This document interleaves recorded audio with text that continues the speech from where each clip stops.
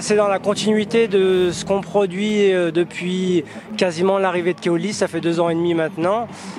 C'est un groupe qui a une politique très agressive, qui met la pression sur la plupart des salariés. Donc on le dénonce déjà au niveau de l'agglomération depuis 2 ans. On ne nous écoute pas et puis aujourd'hui ça devient de plus en plus compliqué parce que pour plusieurs raisons, ils ne respectent pas certains accords d'entreprise et puis ça devient de plus en plus dur au niveau des conditions de travail. Ça devient très difficile, de plus en plus difficile en tout cas de travailler dans cette entreprise. On a lancé notre propre mouvement et on est solidaire de nos collègues de Syncrobus. Nous travaillons pour la sous-traitance et on sous-traite, mon entreprise sous-traite un certain nombre de lignes du réseau Syncrobus. Voilà. Nous travaillons sur le réseau Syncrobus de Chambéry. Et nous n'avons pas les mêmes salaires que nos collègues de Syncrobus qui sont ici aujourd'hui, qui se mobilisent eux aussi pour leurs conditions de travail et leurs conditions de salaire.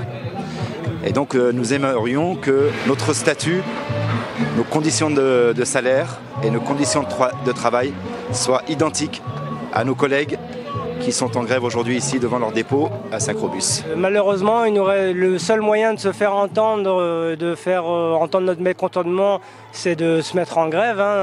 On s'excuse auprès des usagers parce que ça les pénalise. Oui, les jeunes qui vont à l'école, ceux qui vont aller travailler, mais à un moment donné, on n'a plus le choix pour se faire entendre, on n'a que cette solution-là.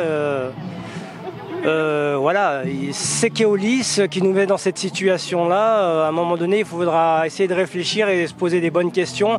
Est-ce qu'on a besoin d'un groupe pour fonctionner de cette manière-là?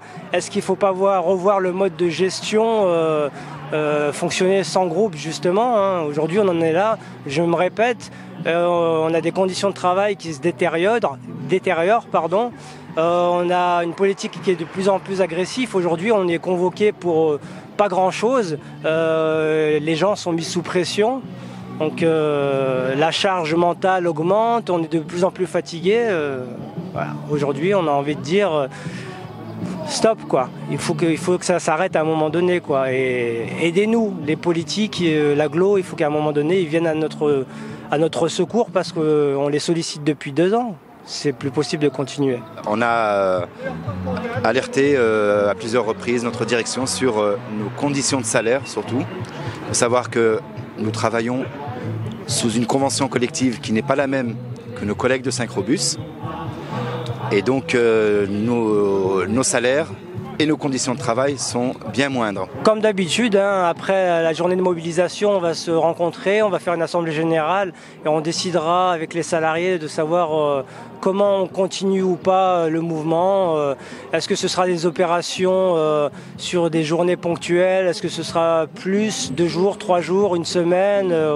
On envisagera tous les cas de figure, on en discutera ensemble.